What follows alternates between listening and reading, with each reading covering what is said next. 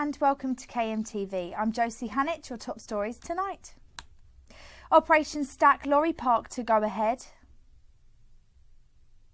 Parents of servicewoman react to the Chilcot report. And it's a new life for Wanda the Poppy. But first this evening, the government has confirmed that a huge lorry park off the M20 is to be built to deal with Operation Stack. Transport Secretary Patrick McLaughlin said its preferred site would be the one at Stanford West and would hold 3,600 lorries. The decision follows a lengthy consultation on two possible sites. Building work is due to start as soon as possible, with places available from 2017. However, the decision has been a huge blow to local residents in Stanford, who have been campaigning against it. Matthew Webb is the parish council chairman and has this reaction. Today's decision from the Secretary of State for Transport to go ahead with the Lorry Park at Stanford West is very shocking for the parish council and the residents of my village.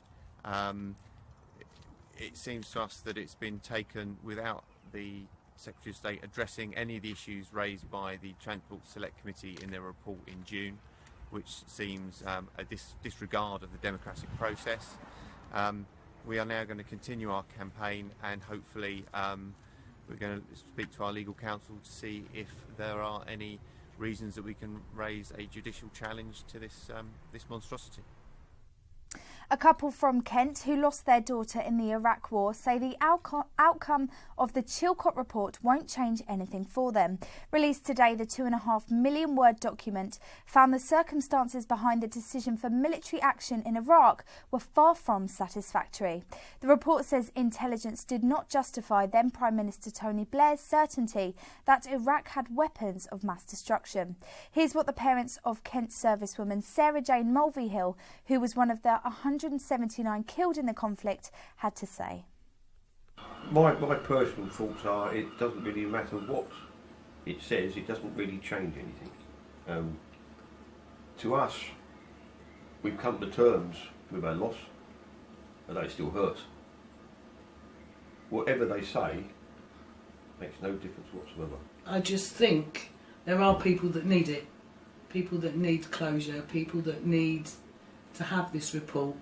I'm just sad it's taken so long for these people to have the report and cost so much money to get there. And we've never been angry. Never been angry at all. Because it was her job. Which she enjoyed it and it was her life. We just can't be angry. No. We've got too many good memories. She was a practical joker. Yeah, she loved very them. Cheerful. We miss her practical jokes, don't we? At the time we didn't. No. No, what you do, you miss her terribly, but we've come to terms with it. You've got to move on. Yeah, and life has to go on. You can't not live. And we have a lovely granddaughter now anyway, don't we? We do. So that helps. Which we adore. Now, England may have been knocked out of the Euros, but Wales is set to play Portugal and can still stand a chance of winning this evening. The Portuguese may have more experience than the Wales team, having reached the semi-finals 7 times before, but many believe Wales could still triumph tonight. We went to Chatham to ask people what they thought of the upcoming match. England have been kicked out, and this is probably the closest we're going to get to national pride. Yep. How do you feel about Wales tonight? Well, I'll tell you the truth, they're a good side and they're doing really well. Shame about England, but yeah, they do it. I think 2-1 tonight. We've got to have some kind of hope when it comes to supporting this country. We've only got Andy Murray, so we've got to support Wales. It should be a good game, but they should get through. If they play the way they have been, they're going to get through. I think they're going to do better. They're going to be what I already have supported all this time. I think they're going to get this game, and they're going to support England as well after that, because they're out now, Wales in. That's what I think. And finally, a pet rescue centre in Deal has been inundated with offers to take one of their dogs home since the puppy appeared on ITV last Wednesday. Wanda is a 5-month-old Cocker Spaniel who was born with defects to her front legs, which are twisted 180 degrees.